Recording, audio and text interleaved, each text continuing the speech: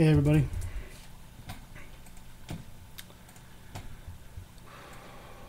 Let's get this thing going here.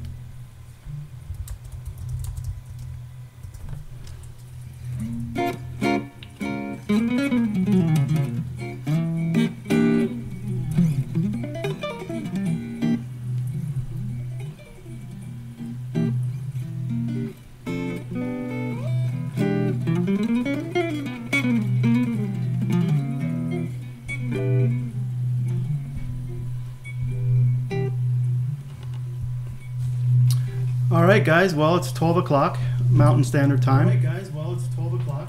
I'm just monitoring that. I'm going to turn that off.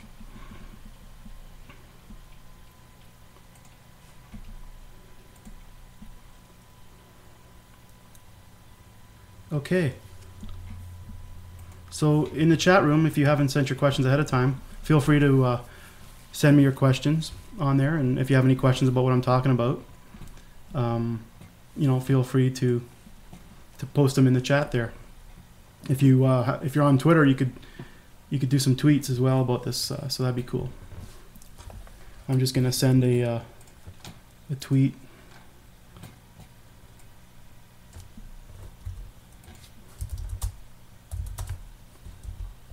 Okay, here we go.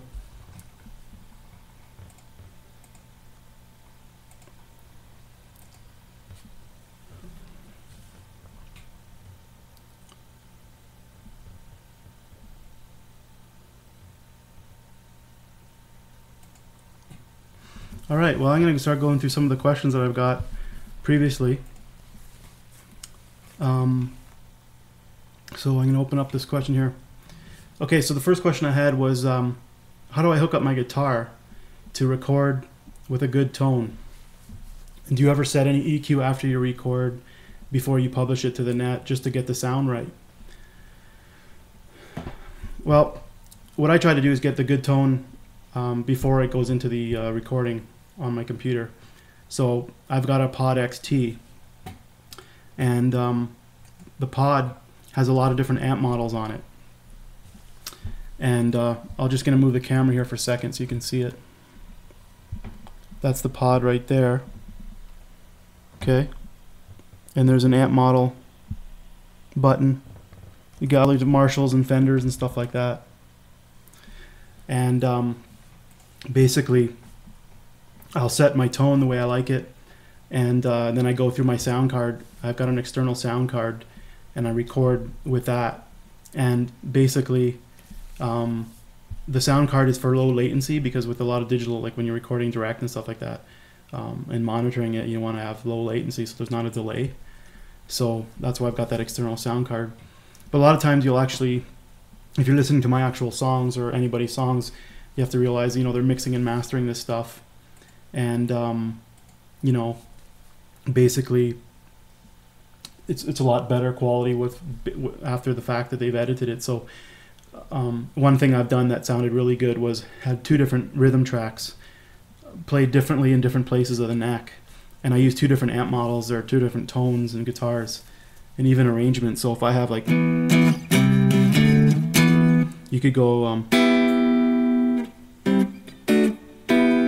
something like that. So you've got the at least two different versions, and then, you know, like I said, you'll change the settings on the amps, you know, on your distortion and your different settings. So you combine those two together in the left and right channel. You pan one to the left and one to the right, and you get a really good sound that way. So we're going to stick to a little bit of gear stuff right now. We've got a question about soloing sounds such as, in this case, the Def Leppard solos on like Animal from Hysteria, or Twisted Sister. We're not going to take it. How do I get the sound like that? What settings? If you basically, if you know what amps and guitars were used, you'll get close to that kind of sound.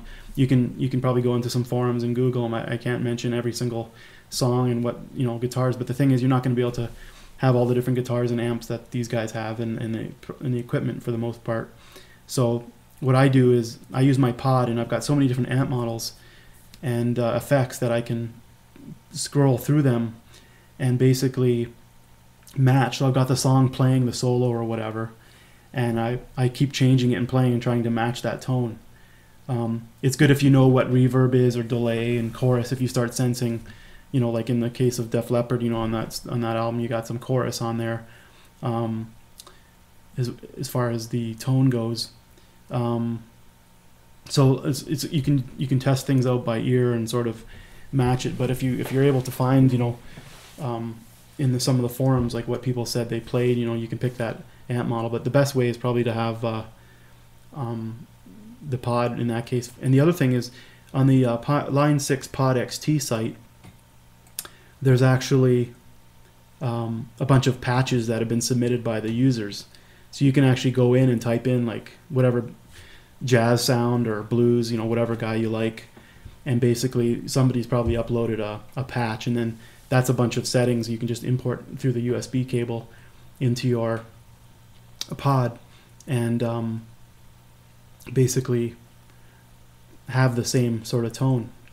It may not sound exactly the same on your guitar, but it's worth it. That's a good start for sure. Let's just go through here. Okay, so my gear, obviously the Pod XT I mentioned from Line 6. I'm just using computer speakers a lot of times when I'm listening to myself or recording videos. I've got a Fender Blues Junior amplifier, Ibanez RG, which is this one, and it's got the EMG pickups. So these two are EMG active pickups, and this one's not connected at this point in time. My dog's upstairs barking right now. Somebody rang the doorbell. As far as strings go, nothing special. Nines, I buy like GHS Boomers or something like that. I've had a hybrid where the low strings are actually thicker, like a hybrid sort of thing.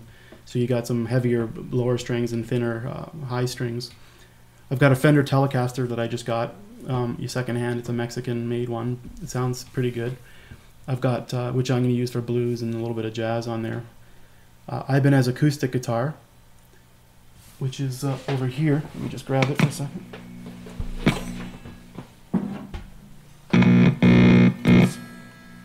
So that's this blue one.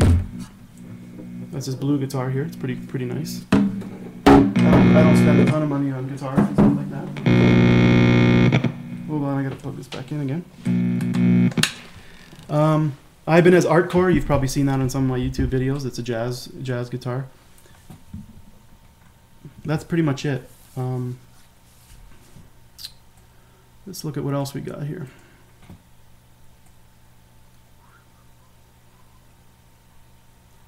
Mostly gear. I want to focus on that. If there's anything.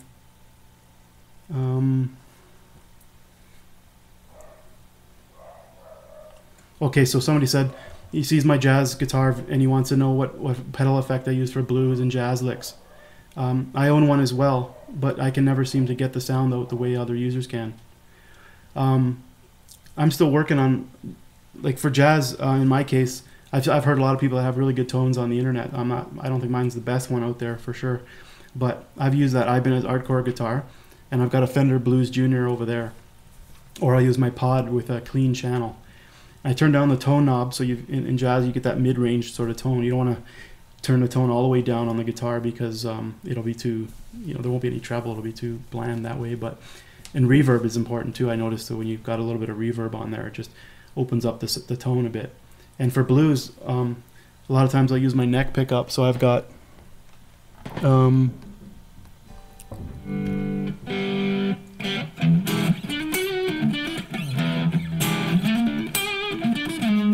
So I've got the, if you see here, I've got this thing. There's no knob on it, but the pickup selector's on the neck pickup here. So it's this one here.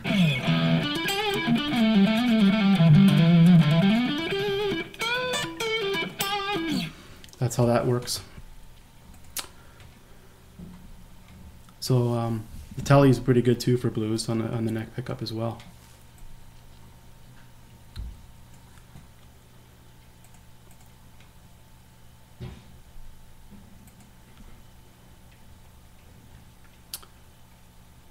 Okay, so there's a question on how to become better at improvising and soloing on electric guitar. Do I learn lots of songs and their solos, or run scales up and down regularly? This is a really good question. I've been practicing, and teaching for many years, and I'd say that the most effective thing to do is to really transcribe and learn songs and solos. I've gotten into situations where I practiced a lot of scales and theory and stuff like that, but at the time I didn't really sense that there was any progression in my ability. So when I look back at what I did with rock and stuff like that, and neoclassical from the 80s, like Yngwie and Joe Satriani, is a lot of times just learning the song. So at first, if you can't do it by ear, especially if sometimes you have to slow it down because it's so fast, but I use Amazing Slowdowner, and I slow down some tunes, if you have to, but basically, it'd be great to just transcribe the tunes on your own, but at first you might not have a great ear, so you have to, if you want to internalize a lot of this stuff, you really have to play songs. So I used to work on a lot of solos, and then when you find a problem spot, you have to basically isolate that spot. So you don't necessarily have to play the song beginning to end and making all sorts of mistakes. And you basically want to say, oh, I can't do this one section, and just isolate that. And like with Amazing Slowdowner, you can actually play along and slow it down so that you can actually, you're not just going from 0 to full speed. It's actually a good idea to slow it down and play along and slowly build up the speed that way. If you want to, for soloing, obviously you need to know your theory. So if you know how keys work and chord progressions are made, and then you can make your own solos and use your creativity that way. I find that theory is not really stifling. It actually opens up a lot of possibilities that you probably haven't even considered. So I would definitely get into understanding what you're doing, and chord tones. Another thing, if you can start targeting chord tones in your solos, so it'll sort of outline what they call the changes, the chord changes better, and it'll be a more melodic sort of approach.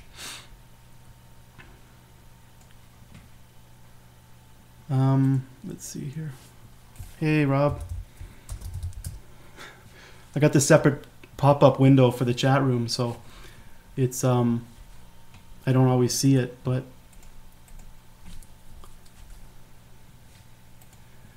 just going to run through these questions before I get to the major scale approach that I talk about.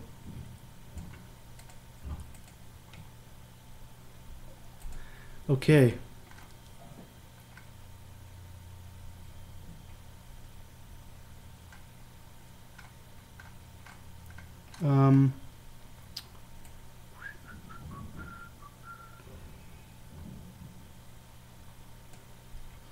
How do I keep from hitting other strings and alternate picking?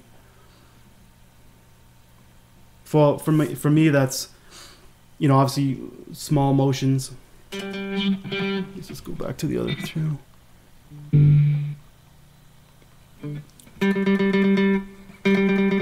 So and then I rest my hands. So some people, if your hand's right completely off the guitar, or your elbow even, it's hard to anchor it. So I usually keep it resting for the most part. And you just want to, when you're moving it, I rotate at my wrist, and I keep a pretty small movement there, so that it usually doesn't happen. But that's just going to take some practice. A lot of times you start out and there's some sloppiness there, and you're hitting different strings, but you just got to be aware of it and keep your movements minimal. Where is my chat room?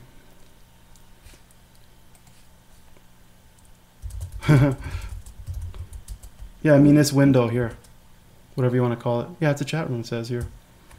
I guess when you do the Ustream yourself, so we've got Rob on the line here, and he's also done performances through Ustream. So basically, when I'm broadcasting, I've got a window that Ustream uses, and I can see myself. But when I click on the chat button, there it pops up a separate window. But for you guys watching on the web browser, you probably see the chat beside the video, and there's also the social chat, which is using the Twitter.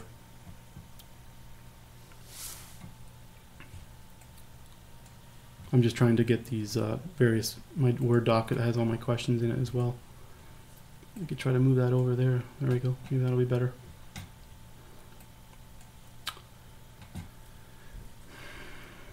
Okay, let's see what else we have here.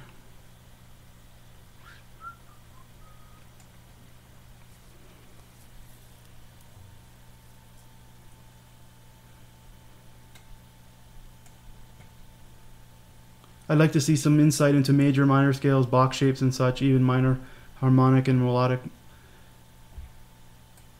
So basically, the way I look at things is I focus on the major scale, and I'll be talking about the five shapes, cage shapes in C major, and you can move those shapes to other for other keys based on where the root notes are, and then in a lot of cases there's just minor adjustments to the scale to play other scales.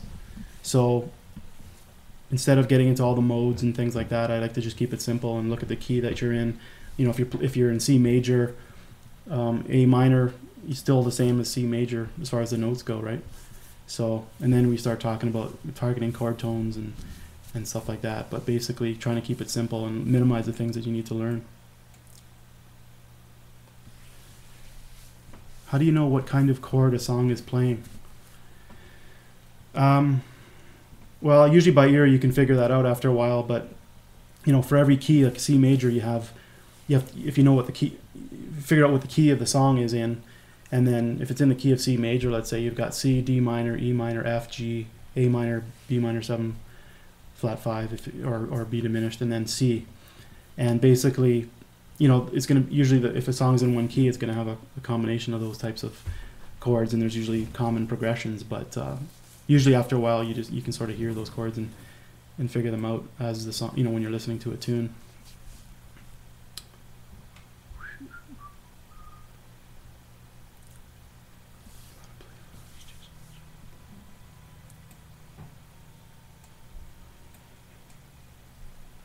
So somebody was saying how to play fast in the use of a metronome, how to use the metronome. For the most part, I like to suggest that you play, you know, as cleanly as you can whenever you're doing anything. So you start out without the metronome, get maybe the line or whatever you're doing, and so you can play it just at your own tempo. And then eventually, when you get the metronome going, you can track your progress by, you know, setting the metronome and making sure you can play it clean. But sometimes you want to push the envelope, so you know you could push it a bit higher. Now I don't always use a metronome, but I'll have like Band in a Box or something, so you're actually playing with drums and bass or whatever, and or like The Amazing Slowdown, or if I want to play along with a piece that I'm transcribing, I could slow it down and, you know, potentially play along with it. So, and then you know over time you'll speed that up, but you want to make sure you don't, you know, you keep it clean as much as you can.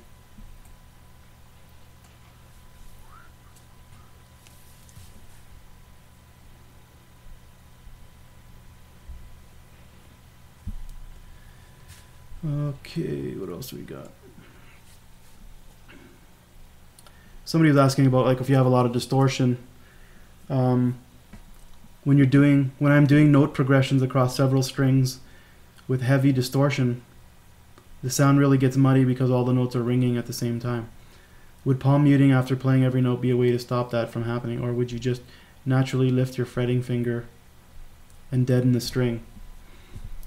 Well, there's different ways to mute strings. You know, I've talked a lesson about palm muting, where your hand's resting on the side. If you there's other ways where the curl of your fingers, like if I'm doing a B7 chord, that fifth string isn't sounding. So what's happening is that my first finger, the bottom of it, the fleshy part, is stopping that. You can also use the tip of this finger, one string, so I'm playing the fourth string, and you can, by the tip of it, and a lot of times the curl of your finger will, so right here I've got a E minor 7. The bottom two strings are muted. So there's different ways to mute, but with distortion, some of those things don't really work, because like if you lift your finger, you're gonna get a lot of feedback and stuff like that. So I'll keep my hand on the fret, on the bridge here, like that, and basically have it muting all the time. So you just have to work on that, on coordinating those two, your left and right hands. Somebody posted something about staying in time while soloing. I think this comes down to, you know, the metronome again, or playing with a band or whatever, because, and also recording yourself and listening back. So when you're playing with a metronome and you're working on some exercises, you could do quarter notes.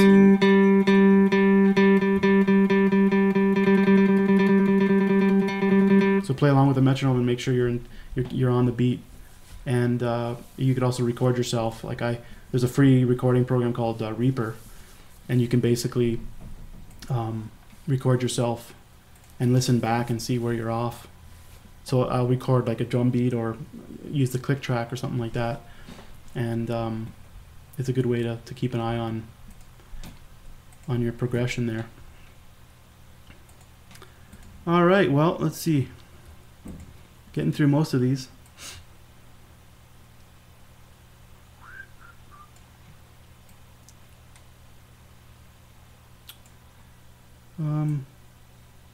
What kind of a pick, how thick? I go for a fairly thick one. It's probably 0.8 millimeters or something like that. I've got ones that are way thicker than that, but I didn't get enough of an attack. It gets too thick, so you lose kind of that point. And I don't like really thin ones because they just bend like crazy. But I also use my fingers now. I'm using a lot of combinations. So I'm picking and using my, say, middle and third finger, stuff like that. So, but the picks are basically, you know, medium thick, I would say.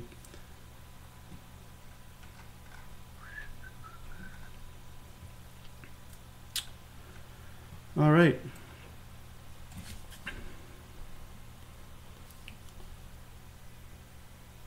I had a guy's question about how to improvise correctly, and he likes, you know, basically liked the videos, and he gave me a progression here: C minor, A flat, F, and B flat is the chord progression. Okay, so basically the way I look at this C minor progression would be, you could the relative major of C minor would be E flat major. So using my system, I'd have the 5 major scale shapes. So basically there's 5 positions that cover your, you know, basically your octave, and you could just fool around in each one of those shapes at first just to get familiar with it. And then you could look at pentatonics. Like obviously a simple way is just stick to the pentatonic on you could go on the 8th fret for rock sort of thing, right? So basically even over the whole progression. So at first you're not really thinking about the chords too much, you know, you're just trying to get familiar with the key you're in, the C minor there. And then you can start looking at a variety of methods. So this is a big topic, but at first you got to know, you know, what are the right notes to play, and then you can start looking at, like, I have exercises for thirds, intervals of thirds, fourths, fifths, sixths, and sevenths. So you can start, and there's triads and arpeggios, and you could work on adding those to your solo. So that's just the tip of the iceberg, but that's how I sort of look at it.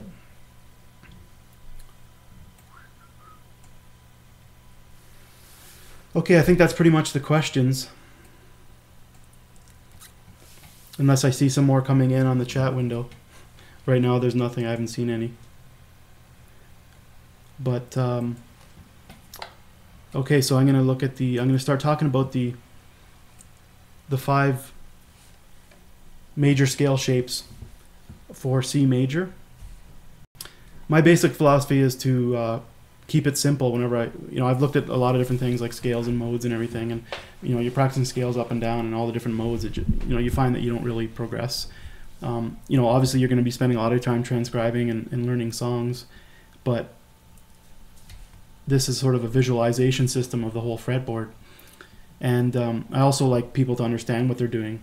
So, you're not just mindlessly playing shapes or anything like that, but it's just the way these shapes will give you a start on breaking up the whole scale all over the fretboard into 5 spots. And there's other courses or systems that, they have maybe seven positions. But I found that with Caged and, Jimmy Bruno from Jazz Guitar Institute and some of these other guys, Barrett Tagliarino talks about Caged, and there's other people. There's you can hit all the notes you need with 5 shapes, so that just reduces the the number of stuff that the amount of stuff you need to learn.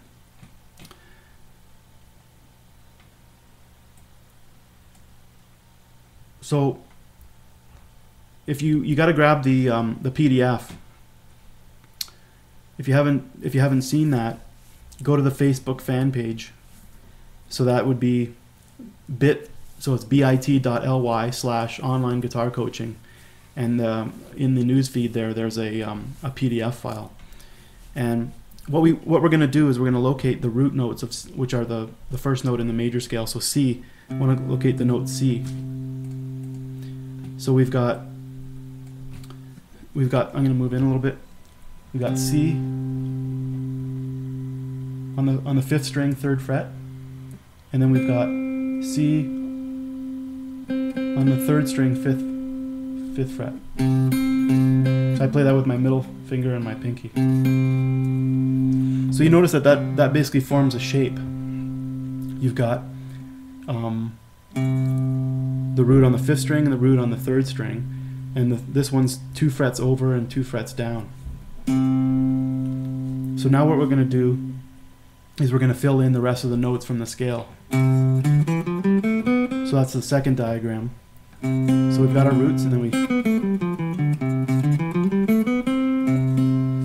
so if you look at the second diagram, which has the scales, the red notes are the roots and the blue are the notes from the major scale. And if you notice, that actually that forms a shape itself, because each of these notes is a certain interval away from the root. So it's going to be the same pattern if I move it up.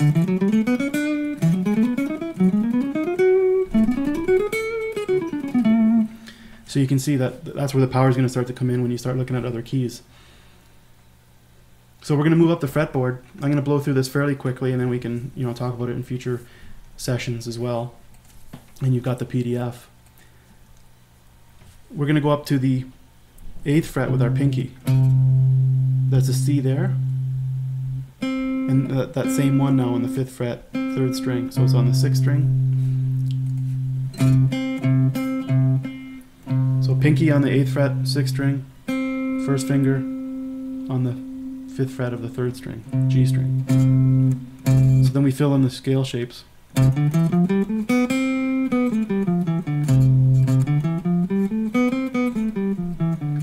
Now what I do is there's a shift there. So instead of using, say, a pinky extension to get the B,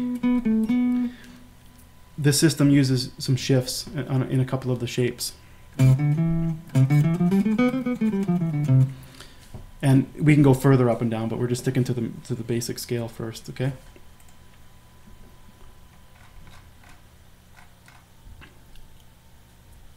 Same thing, this shape, this is a movable shape, so there's no open string, so we can move these around. If we go to the next one, the C that we did before, now we're playing it with our second finger on the 8th fret, and up on the 10th fret on the 4th string. So those are the C's again. We can look at the next diagram.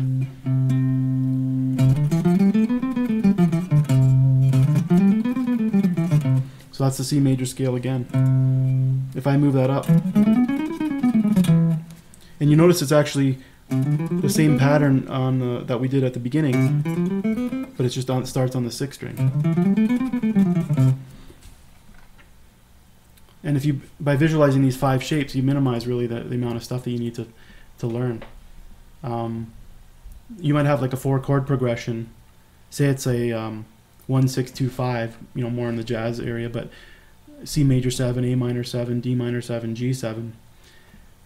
That's all in the key of C major, so you can play the 5 shapes that I talked about. And then sometimes they'll take the A minor 7 and they'll make it dominant, which instead of an A minor 7, it becomes an A7. And basically, you can get into modes and all that stuff, but the simple way to do it is when the A minor 7, when you're playing over that and it's an A7, you just change the C to a C sharp. And so you're thinking that, you're in the key of C major, and then you just modify that one note at the time. I got that tip from Jimmy Bruno, who's one of the inspirations for this type of approach, where he just keeps everything super simple.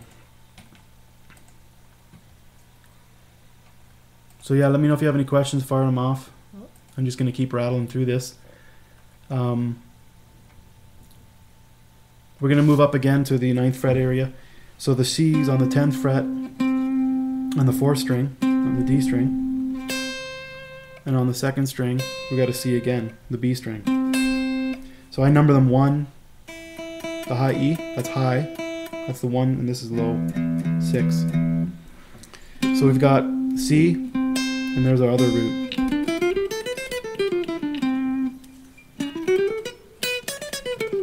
Same thing, you can shift it to play other keys.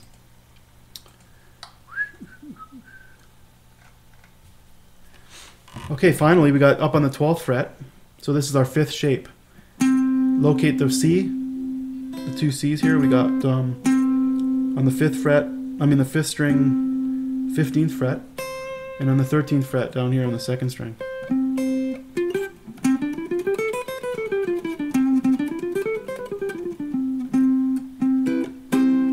A C chord actually fits in there nice. I'm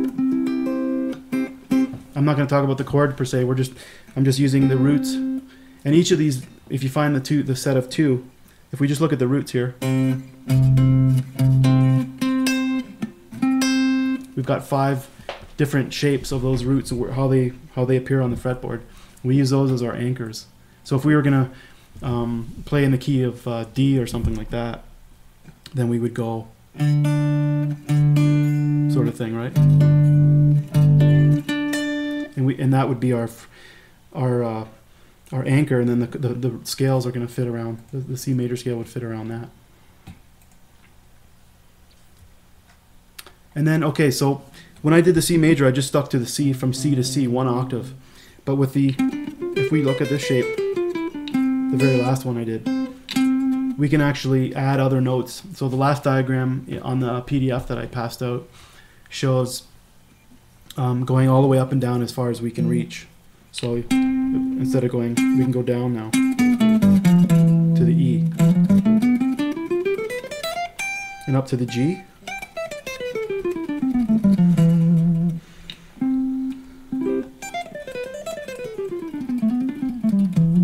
So that's the actual whole scale shape. So the beauty of that is you're not just sticking to that one little scale, 1 octave. You've expanded to all possible notes that you can reach in that position. So I'm not going to talk about the other shapes, but if we take that and go,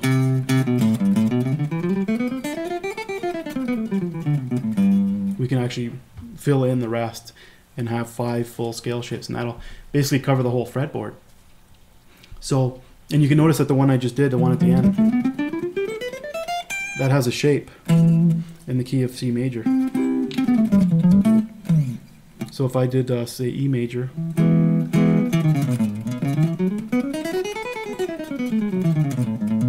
so it's the same shape, just moved up here. So hopefully that'll help you guys. It's a really powerful thing, especially when you start moving into other keys, and also when the chords start getting modified. Especially in the jazz area. But if you want to learn more about this system, or get more music theory and how to use these shapes in your solos, you can check out the fretboard mastery course that I have, and some of the other courses at onlineguitarcoaching.com, which is in the PDF. And I'd really like it if you guys join the Facebook page. I've got a Facebook fan page.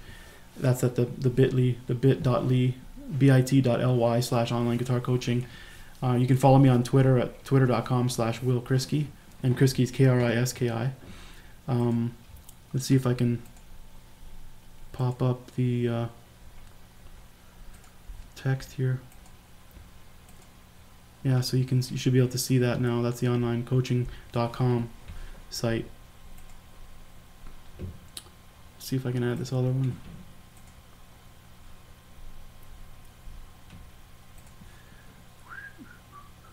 So let's see Facebook.